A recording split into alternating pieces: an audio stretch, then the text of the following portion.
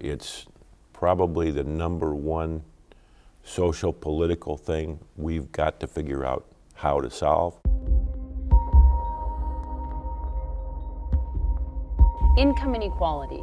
It is growing in this country, and it is a topic of grave concern for a lot of people. And I wonder if you think income inequality is a destabilizing factor in this country. It's a destabilizing factor. It's probably the number one social political thing we've got to figure out how to solve.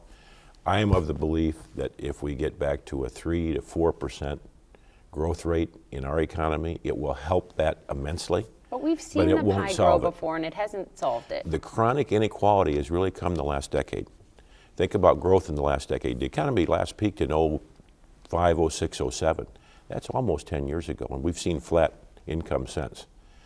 There's lots of things we can do, but without a growing economy, it's going to be very difficult to solve inequality, because then it's just take from some and give to others. We've got to grow the pie.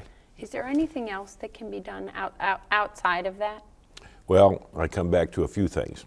Tax rate simplification, tax code adjustment, both corporate and personal. I think if we got that right, it would set off a lot of investment in this country. Trade agreements so that are fair to both sides, so we have access to 95% of the world that's out there. These are kind of my standard answers on this, but I really believe they would help that growth rate in the United States. Arguably, much of the uprising in the Middle East is in some way tied to a lack of economic opportunity, especially for youth. Do you worry about a pretty significant impact in this country if something isn't done? I think mid to long term, absolutely.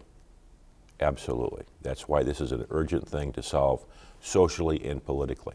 I'm not sure we as business people, we're a player in it, certainly, but we've got to have help from our governments at all levels, state government, federal government, to really address some of these things, to get our economy growing.